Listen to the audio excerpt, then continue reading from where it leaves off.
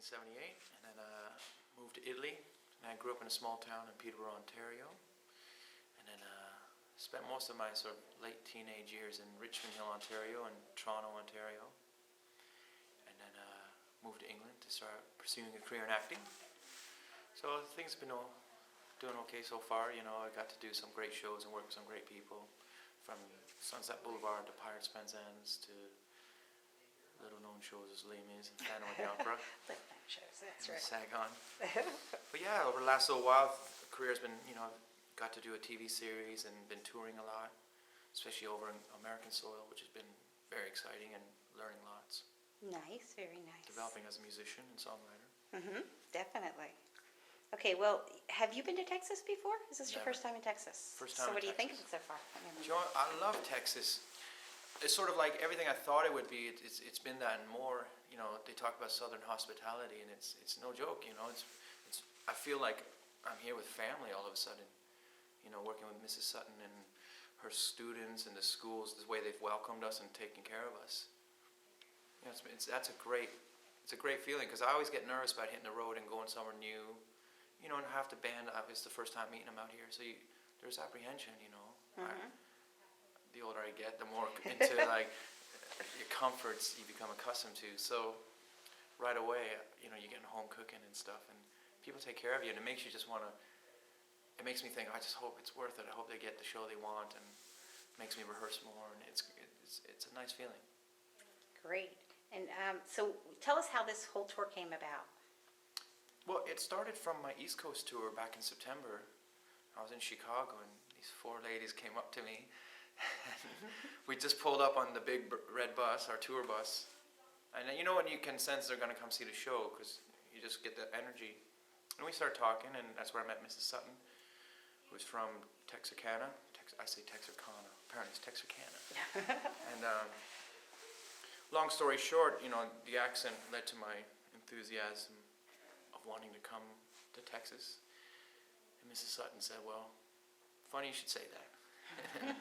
Next thing I know, she tells me about these high school performing arts schools she works with, and there's a facility to put on a show. And at this point in my career, when it comes to I call it broadgrass, you know, from Broadway to bluegrass, and original stuff I've been doing with Sony and my folk band, and obviously the shows I've been in, I thought I just want to gig as much as I can, and I want to be around people obviously who want to see it. Mm-hmm. So when she told me about the performing arts school and the students that kind of know me through my work on stage as well, I just thought, well, what a great opportunity to come meet them.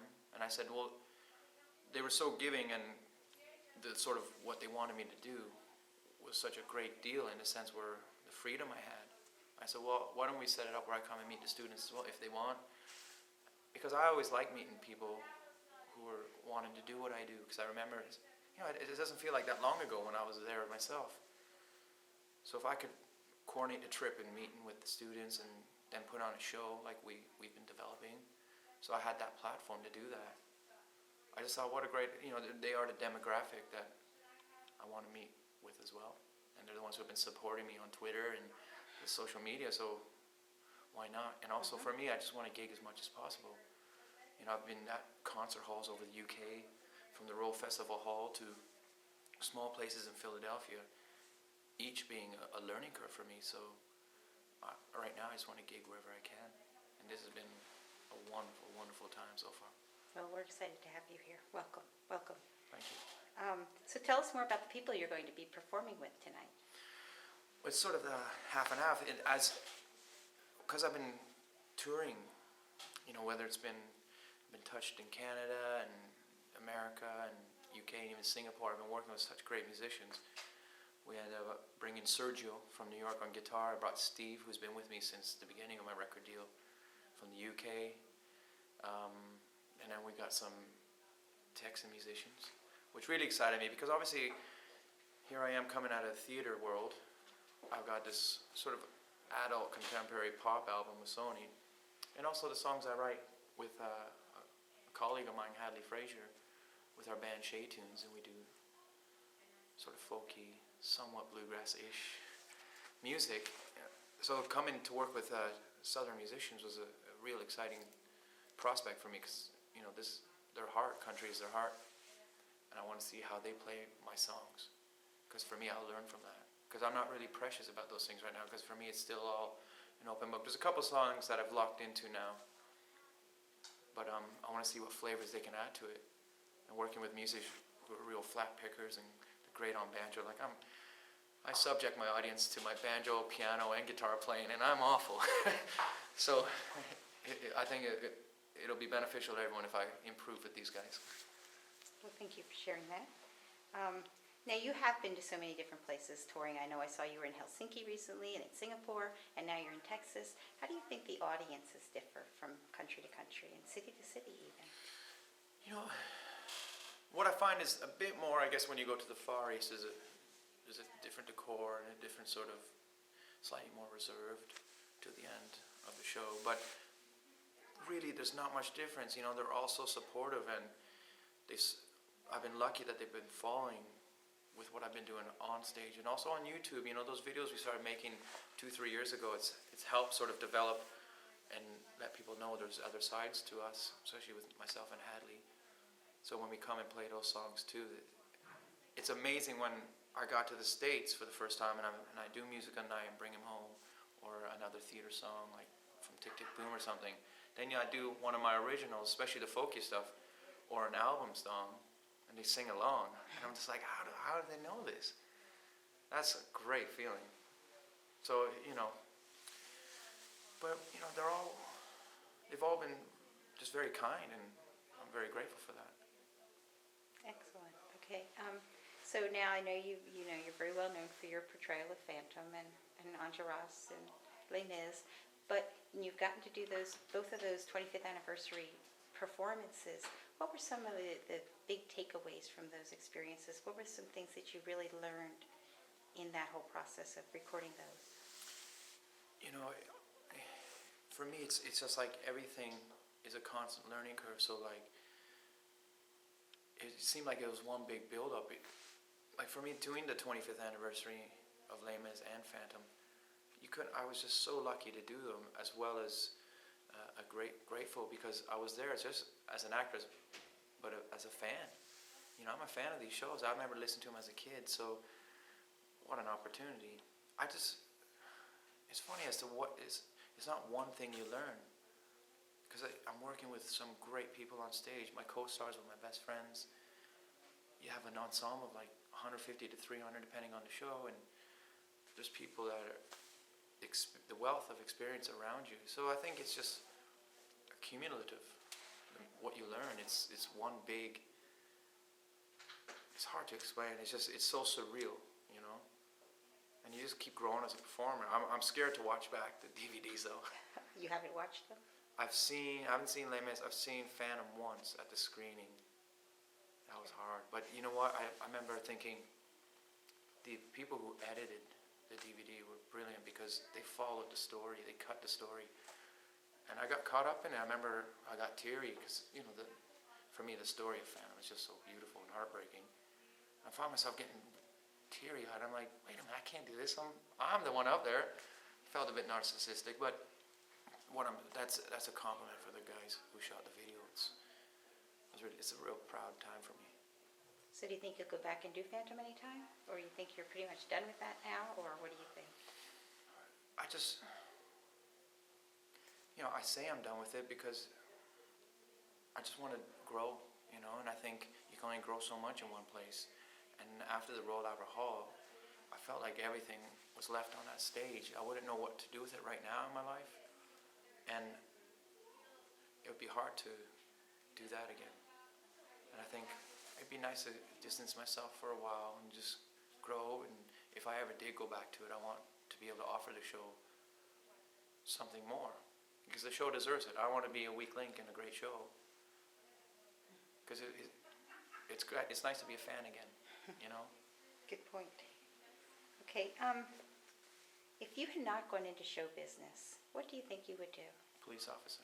Really? Yeah, my brother's a cop, and I've always had, I think cops, it's a cool thing to be. You can contribute to society, and there's a lot of honor in that, you know? And I'm proud of the work he's done, so I don't know how good I'd be. Okay, so what advice do you have for others who are thinking about going into show business? Do you know, I always think you gotta never stop learning, never rest on your laurels, never, never have an ego before the work. Because ultimately what we do is fun. I think someone just recently asked me, what you know now, what would you tell yourself 10 years ago? And I would say, don't stress the small stuff. You hear that all the time, but you do. And I found earlier in my career, the sort of hints of success I was getting, or the roles were getting bigger. Sometimes I probably didn't let myself enjoy it because I was stressing. I remember I'd get a job, after all that exciting audition time, and you'd get the job, you'd secure it. Before you even start rehearsals, I'm thinking, okay, what am I going to do next? You put so much stress and worry, because I got family and they're more important than anything. And you want to make sure that they don't struggle with your ambition to be an artist. So, if you stay positive and always trying to better yourself and enjoy what you do, it always works out in the end. So what do you do if you ever have free time nowadays? I try and spend time learning the banjo and guitar, get better at that, because it does take hours of practice. It's as simple as that. Anything not to do with work, obviously, I take it as a given that I'm trying to improve myself as an actor, singer, musician, always. But if we put all that aside, my priority is my boys and my family, and try and give them as much time that I got left right now, because when you're away, it's tough. I like to ride my Harley, go to the gym, just try and do normal things, watch TV, catch up with my Sky Plus. I think you guys call it DVR or TiVo or something. Mm-hmm. Okay, so what does your future look like? What are you going to do in 5 years, 10 years? I've been thinking about that a lot recently. I'm a little unsure, but I think I'll always be with being an actor. I've got ambitions. I'm finally closer to being American. I got my green card, so I'd like to come spend some time out here. My ambition was always to be in front of a camera, not necessarily on a stage all the time. So when I got a chance to do that comedy series this summer, I wouldn't mind attempting to do more of that and see if someone will have me. I know what I'd like to be, but I try not to think so much anymore about the future, because that was my issue before, that I would miss what's happening today. Okay. And today I'm in Texas having a great time and meeting some great kids, some great musicians. Texarkana, Johnny Cash started there, and Elvis. Just trying to enjoy that. I'm on a ranch with 3 What horses. genre of music do you like listening to? Folk, bluegrass, and country, that sort of thing.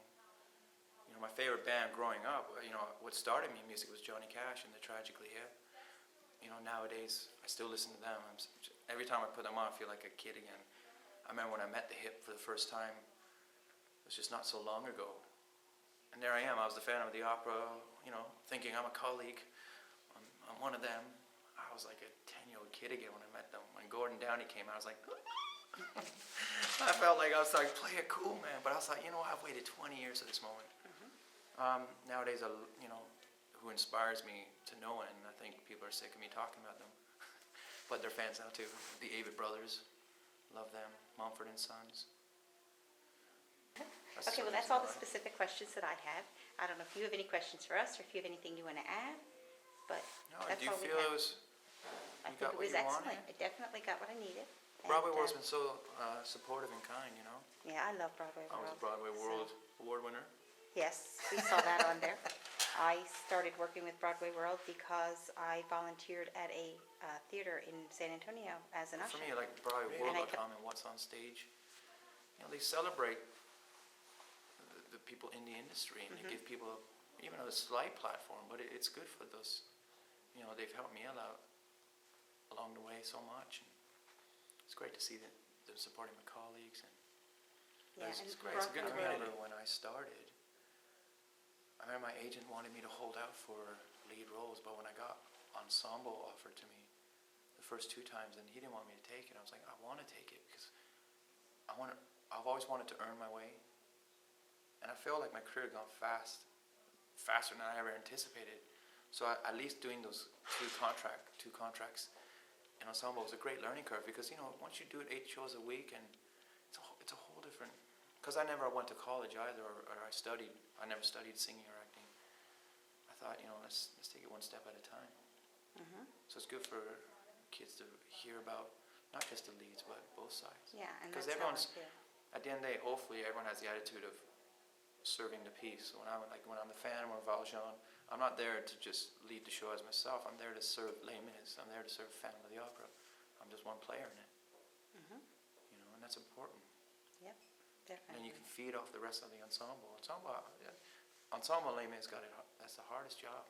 Isn't that a beautiful production with It is. Victor It really Hugo's is artwork? nice. Very nice. That's one remake that I was like, wow. They got that one right. They really did. And a it's good nice job. because it's not trying to, because I still love the original, so it's not like which one I prefer. I just think, wow, those are both beautiful. Mhm. So what did you hope to get out of today? Exactly what you gave me. Promise? Yes, I promise. I would ask I'm you a little other tired, questions so I if hope I haven't bored No, you. definitely not. I think this is exactly what I'm looking for. I like the things that are, I don't go with the, same old, like didn't want to talk a lot about Phantom or any of that, but I figured, people are going to ask, What's tough so. is sometimes them asking questions that, especially when I've done these junkets with the album and the 25th anniversary, and they ask questions that I'm like, if you just have to Google, it's there. Right. So then you can find another question. Like, this was nice. And that's what I do. I got onto your Facebook and Twitter, and I just started paying attention to what you had on there. And that's what I always do when I start working. You want to talk about Twitter or anything? Yeah, you love Twitter, don't you? Or do you? Is it? No, Okay, you tell see- me about Twitter. Now, I don't know if I love Twitter. Okay. It took me a long time to get on it. I remember, especially in Love Never Dies, saying, you got to get on Twitter. I'm like, I don't want to get on Twitter. Twitter can be weird sometimes, But what I do like about it is just, because I do have such a supportive following, like they're great, and it's so immediate. So if there's something going on, Twitter now is completely, for the most part, a professional tool. And I think because of the position I'm in, the industry I'm in, that's how I'd like to keep it, because I can't spend any more time, because time is so scarce anyways. Whatever free time I have, I can't use it for Twitter. I want to use it for my family and also myself, Yeah. I got to practice that banjo. I can't keep subjecting people to that. No, it can't be that bad. Not any worse You're than gonna me. watch I don't tonight, play. right? Oh yeah, we'll be there.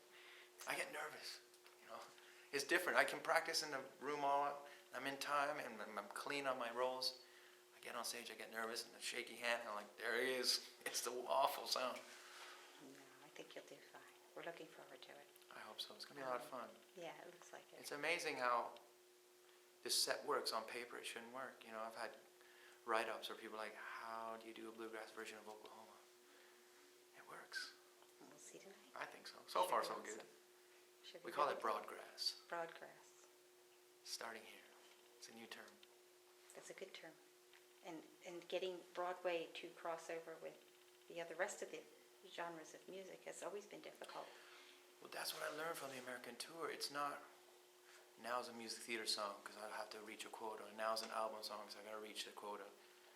And then here's songs that I want to do. It's not about that. All of them are songs from my heart. I wouldn't sing a theater song if I didn't want to sing a theater song. That's why I don't sing Till I Hear You Sing anymore, because right now I just don't want to sing it. So I don't want to give an audience a song that my heart's not in. But these songs, they're out of context anyways. I'm not these characters anymore. I'm Ramin. They're great songs. So a song is a song. It just happens to be in a show. And that's why I like these, theater songs. There's some beautiful music there. Bring them home, It's not just beautiful in the show, it's beautiful on its own. And then the way we just add a slightly different, especially with this violin player we got, Colmai, my God. What he does on it, it's not about Les Mis anymore, it's just about this beautiful song. Hopefully some